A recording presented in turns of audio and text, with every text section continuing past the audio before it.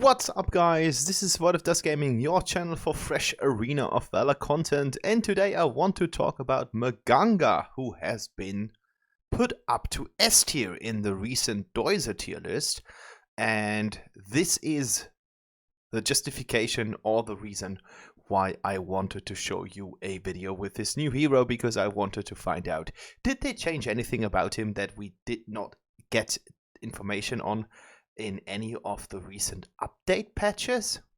And what is the reason that Mganga might now be S tier? So I put him to the test in the upcoming video, and first of all, as always, I want to go through my build with you guys so you can see that I have chosen the so-called instant burst with equipment, which is mainly focusing around damage with some utility.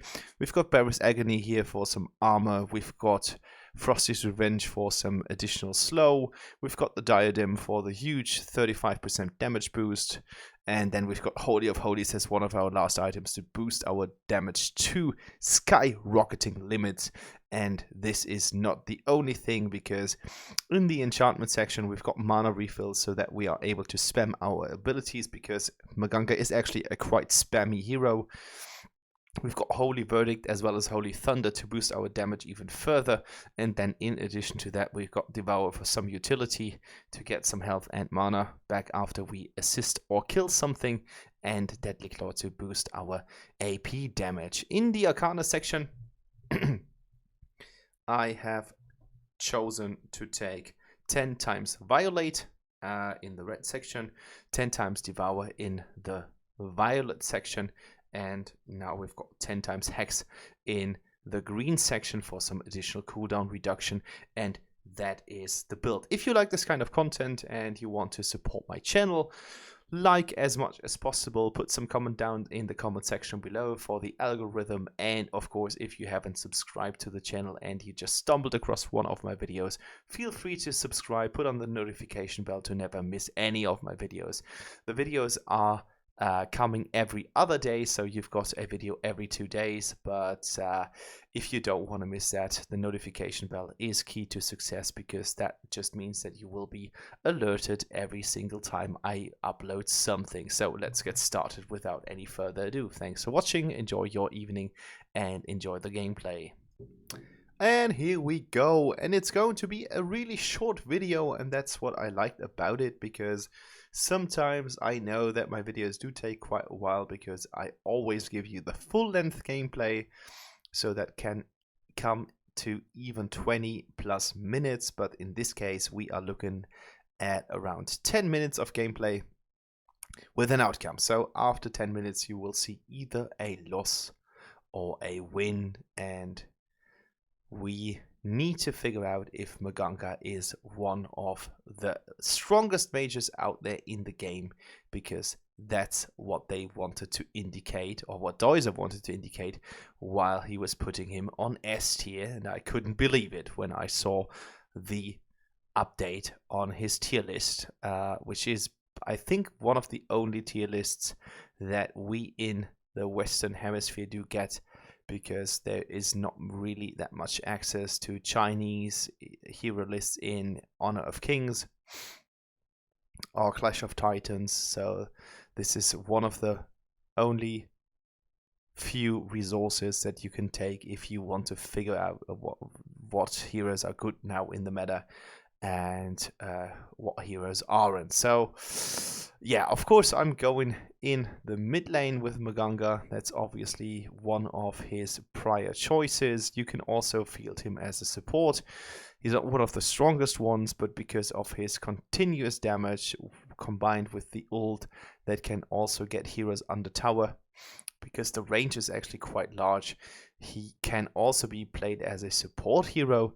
But those are the two roles where you will find him mostly. I guess you can play him in... I just misclicked it. I was just using my ultimate a little bit too late. Otherwise, that Sephira would have been a goner. But it worked out quite well in the first place. So our damage is actually quite consistent.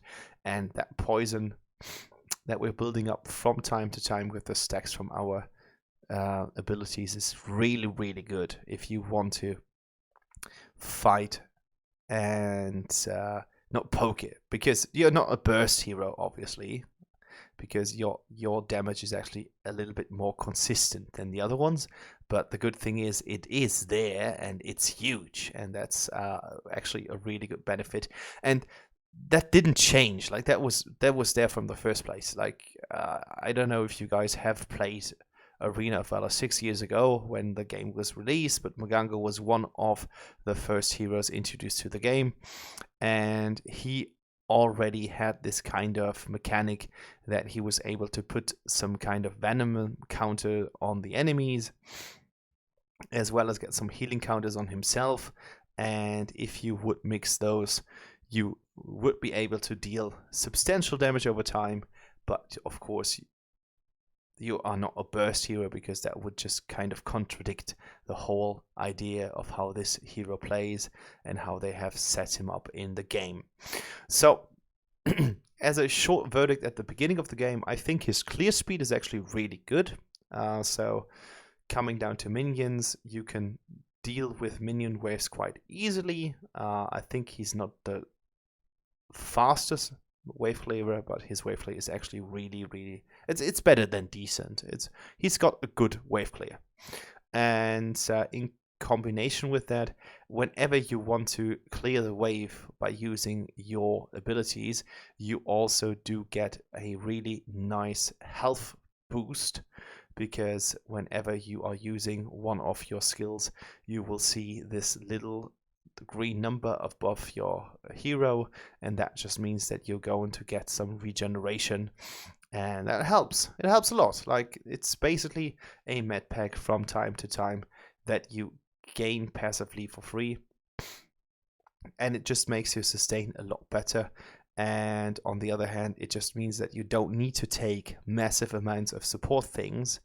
You can even just work with a normal restore instead of the enhanced restore, just because your health regeneration is improved by your skills in total. And here we go. This is a dead Astrid, blood buff for us, and unfortunately we do get killed by Wisp and Bright in the advance, because, I mean, 3 enemies.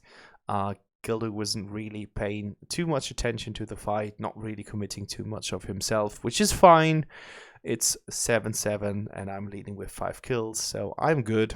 But the rest of my team needs to buckle up a little bit in order to take the lead, because right now I have more than half of the kills just on my little hero here, and that's always not a good thing.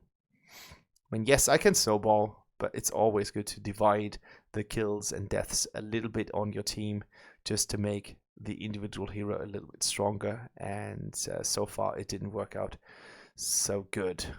So I'm putting everything that I can into Sephara. 5 minutes have been already played, and we are trying to close in on that tower. So this is a dead Sephara here. Unfortunately, I couldn't make it, but I thought the Gilder was about to be on her heels, but he didn't finish the job. So yeah, unfortunately. But look at that Venom. It's really, really good. Like, that Venom is just getting away chunks of the enemy health without any problem. And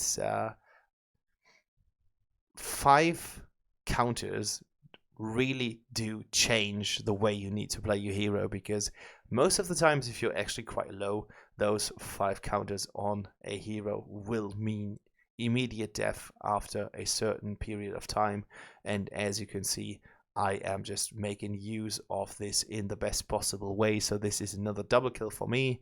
Killed Bright here first, killed Wisp afterwards, who was just eager to get another Venom stack into her face. And now it's time to get rid of that pesky Abyssal Dragon. Unfortunately, of course, we're not dealing that super Venom stacks to him. Had a little lag here, so I was walking towards him all the time. Trying to set up my diadem here so that I do get the really good damage buff. But so far so good. Everything looked quite nice. 16 kills versus 19. Half of the kills are on our account. Wisp is just a little bit too confident about herself, causing another death in the opposing team. And now I'm trying to put as many stacks on that enemy as possible. Unfortunately, we do not get the kill, but Tara gets hit because 10 kills is always a really nice number. But it doesn't matter because my team still profits from it. And as I said, it's always good to divide your kills within your team, so you don't have one crazy super strong hero and the rest of the team is falling behind, but kind of dividing it to different kind of heroes so that you get the full impact from all the buffs that your team has. So this was another nice execution of how you can use your ult in combination with your skill. So always try to apply as many venom counters as possible. If you have managed to do so, then is the right time to unleash your ult towards the enemies. And as you can see, 4 venom counters are enough to get a hero down if they're not paying attention or they don't have any heal resources left. And there's not really much that you can do against that because it's just your health is just ticking away. So Astrid was invulnerable for a short duration of time. I'm trying to keep them as long as possible in my range so that I can apply as much stacks as possible. So now we're on 12 kills. Again, half of the kills are on our account, and the game was just won by that because the enemies were just distracted so much by our terms that they did not see it coming. So that was my Mganga build, and I think he's actually quite great. I mean, yes, we were playing against Sephara, so there needs to be another play test against one of the strongest heroes in the current meta in the mid lane. For example, Natalia would be quite good, Tulin would be quite good, Liliana, for example, as well, because she's really, really mobile. So we would need to see if that is actually something that we can apply with all the venom stacks, but I scored 45% of damage in total in this team fight, and I think it shows how good Mganga is, but the enemies weren't really paying attention, so we needed to have another playtest. But so far, thumbs up for Mganga. He's really good right now.